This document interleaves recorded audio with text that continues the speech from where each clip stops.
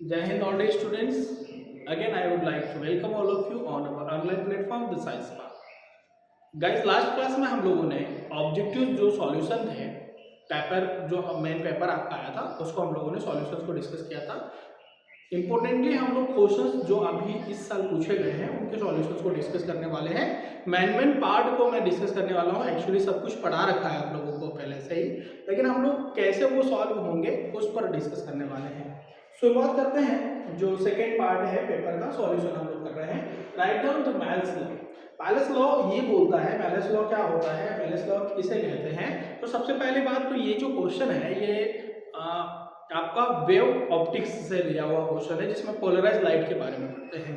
तो जब एक प्लेन पोलराइज लाइट या हम लोग बोल सकते हैं कि लीनियर पोलराइज लाइट किसी सरफेस पर गिरती है तो उसकी जो रिफ्रैक्शन होता है, उसका जो परावर्तक पृष्ठ होता है, उसके बीच में जो और उनके बीच में जो एंगल बनता है, angle between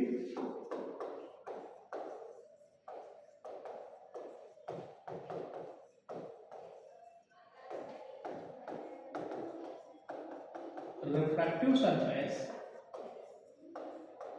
reflecting surface and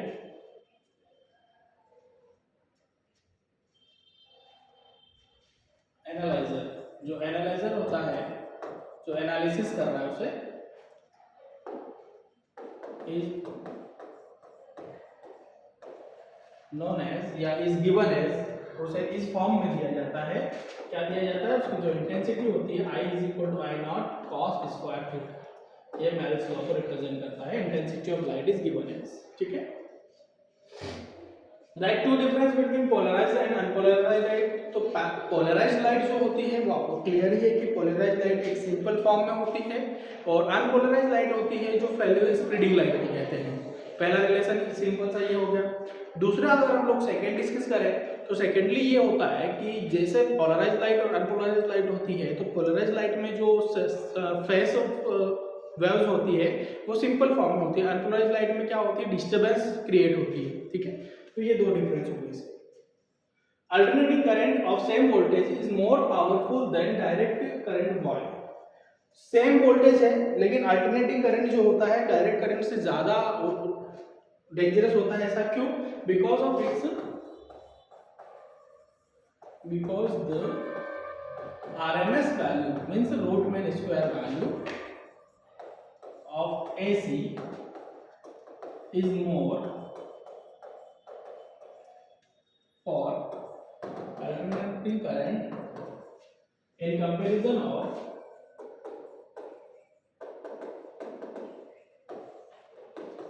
DC of same voltage. Same voltage की जो अल्टरनेटिंग करंट होती है, अल्टरनेटिंग या AC सर्किट होता है, उसका RMS वैल्यू ज्यादा होता है DC के कंपैरिजन में।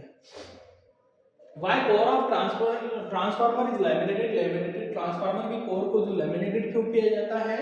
टू डिक्रीज या to reduce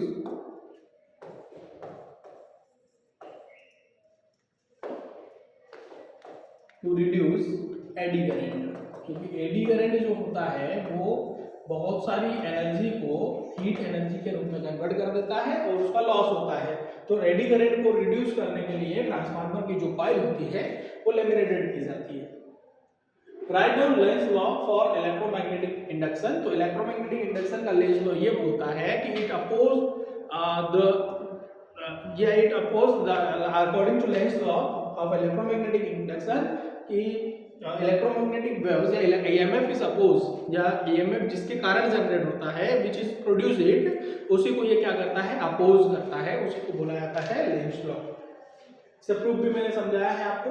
When any electrical circuit suddenly cut off, जब किसी इलेक्ट्रिकल सर्किट को कट ऑफ किया जाता है मतलब बंद किया जाता है तो अचानक उसमें स्पार्क निकल कर आता है या चिंगारी बनती है।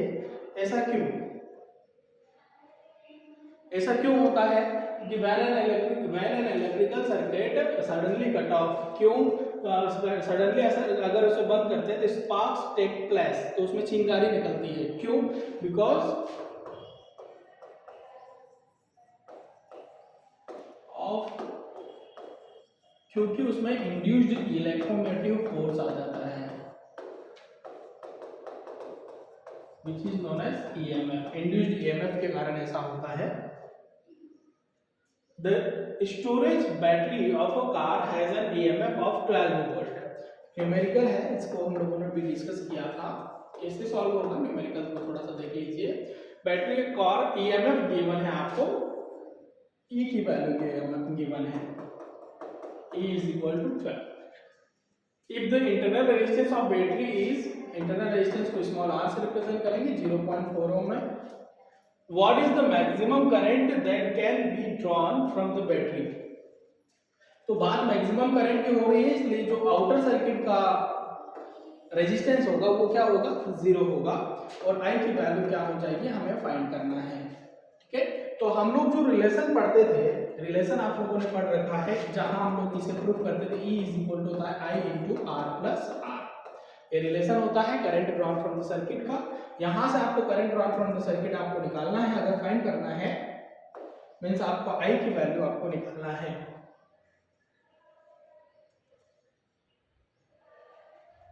ठीक है, I की वैल्यू आपको निकालना है, तो I इज इक्वल टू हो जाएगा E upon R plus R।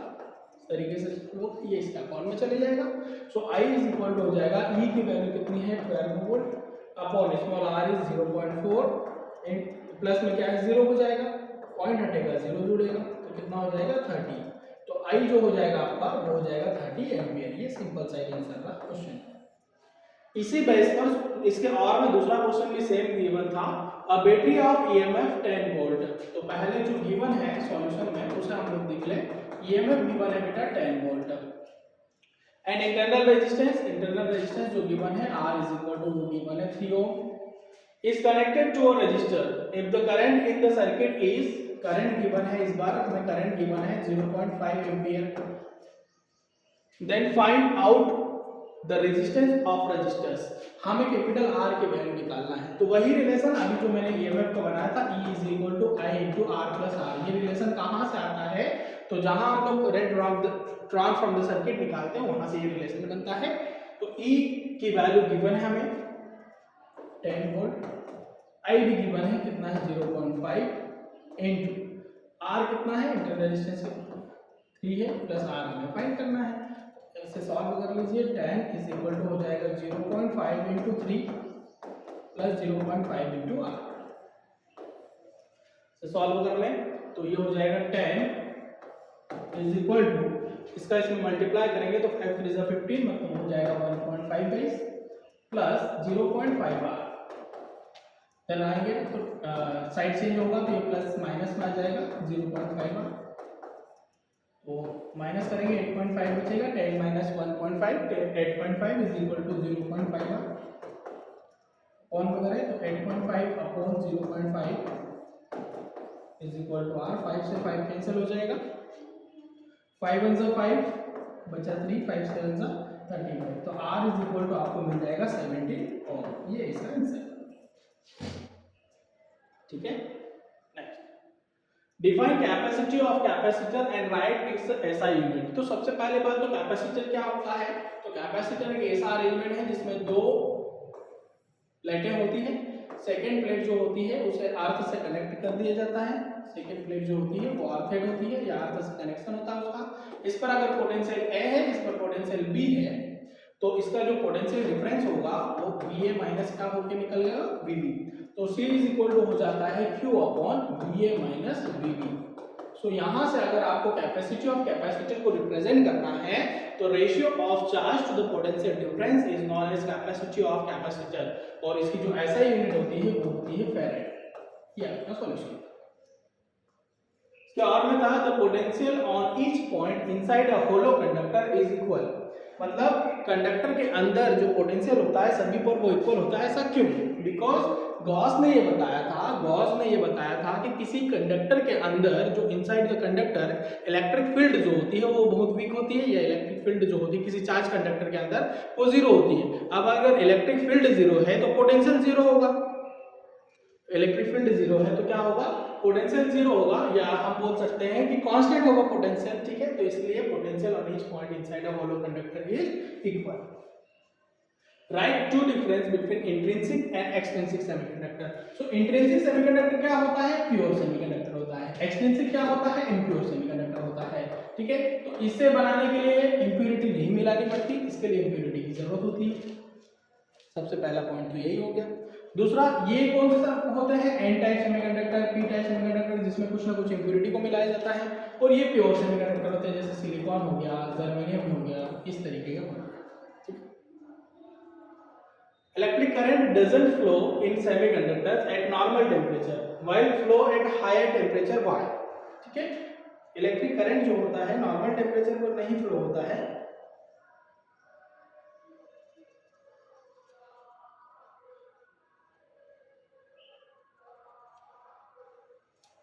चलिए, क्या है? Electric current doesn't flow in semiconductors at normal temperature while flow at higher temperature. क्या होता है? हाई टेम्परेचर पर इसमें जो थर्मल एनर्जी होती है, थर्मल एक्साइटेशन एनर्जी होती है, वो उसका वैल्यू बढ़ जाता है। थर्मल एक्साइटेशन एनर्जी बढ़ने के कारण उसके जो बॉन्ड होते हैं वो बॉन्ड टूट जाते हैं, जिसके कारण सेमीकंडक्टर्स जो होते हैं हाई टेम्परेचर पर कंडक्टर की भांति व्यवहार करते हैं और नॉर्मल टेम्परेचर पर इंसुलेटर की तरह कार्य करते हैं। नेक्स्ट है what is ionisation energy. Ionisation energy क्या होती है? तो किसी भी एटॉम के या किसी परमाणु के बाहर जो आउटसाइड जो इलेक्ट्रॉन होते हैं उनको हटाने के लिए जिस एनर्जी की रिक्वायरमेंट होती है उसी को क्या कहा जाता है? Ionisation energy.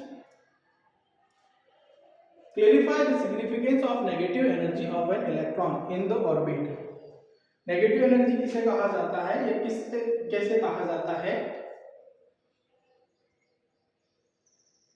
नेगेटिव एनर्जी किसे कहते हैं? क्या लोग बोला है? सिग्निफिकेंस क्या होता है नेगेटिव एनर्जी का?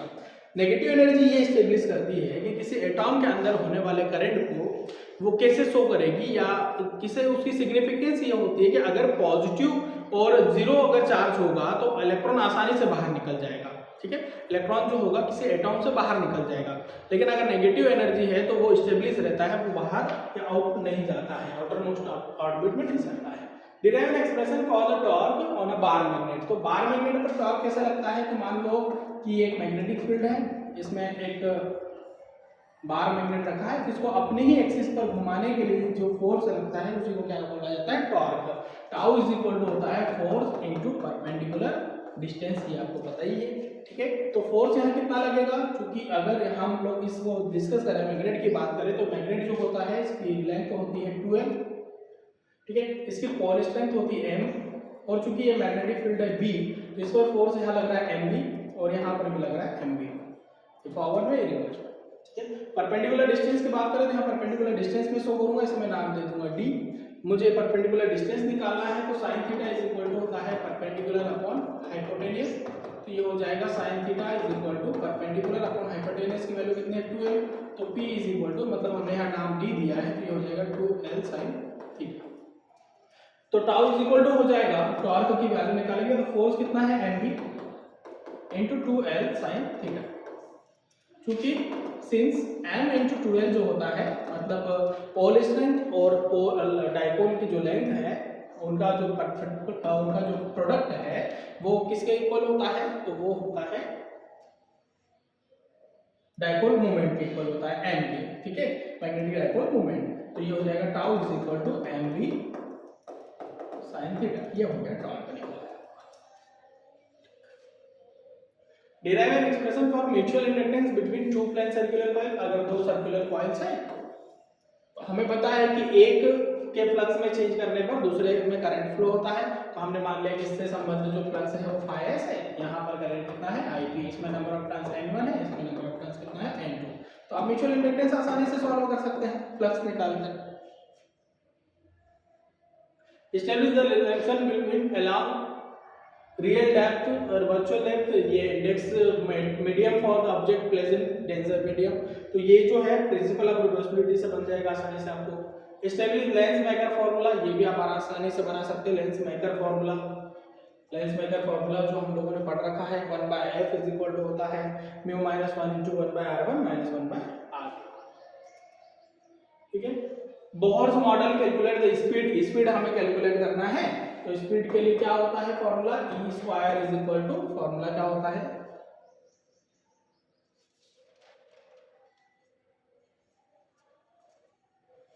2 एप्सिलॉन नॉट एच इंटू, अगर साइड के फॉर्म में दिया है तो 1 बाई क्या हो जाएगा, एन हो जाएगा। यहाँ एच जो है वो प्लांक कांस्टेंट होता है, epsilon not permittivity of the medium में, ये इलेक्ट्रॉनिकल चार्ज है, और ये एन किसी ऑर्बिट में निकालना है स्पीड, तो ये इसका फॉर्मूला होता है। वैल्यू रख दी जाएगी, अलग अलग आपको वैल्यूज मिल जाएंगे।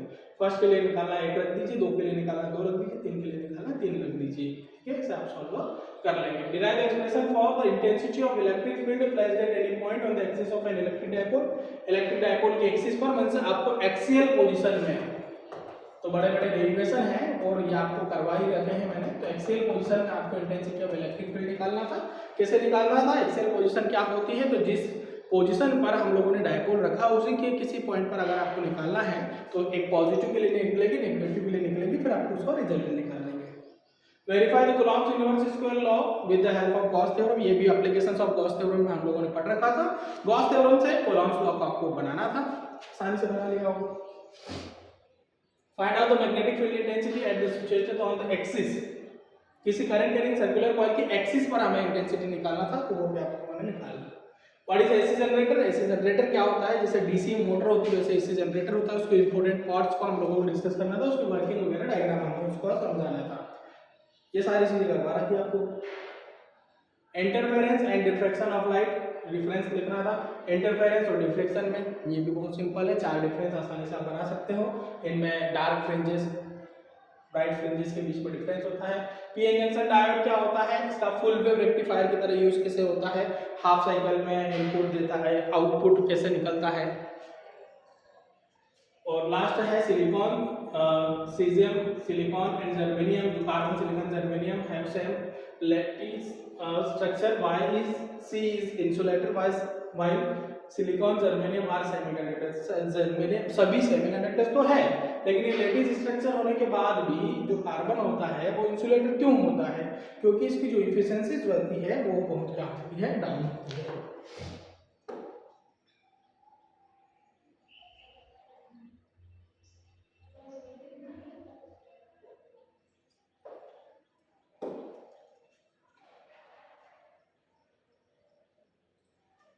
एंड द लास्ट क्वेश्चन आपका क्या था? लास्ट क्वेश्चन था व्हिटस्टोन ब्रिज। आई थिंक क्वेश्चन छूट गया इसमें। क्वेश्चन था इसमें एक पैरेलल प्लेट कैपेसिटर, ये तो आपने आसानी से बना ही लिया होगा पैरेलल प्लेट कैपेसिटर का। बट एक क्वेश्चन था आपका व्हिटस्टोन ब्रिज, ये भी बहुत सिंपल था। व्हिटस्टोन ब्रिज कैसा बनता है आपको बताइए कि 4 आर्म्स पर अलग अलग रेजिस्टेंस को लगा दिया जाता है, इसके बीच में गैल्वानोमीटर कंसिडर कर लेते हैं हम लोग, और जहां करंट का फ्लो नहीं, अगर यहाँ IC = 0 है तो पोजीशन इक्विलिब्रियम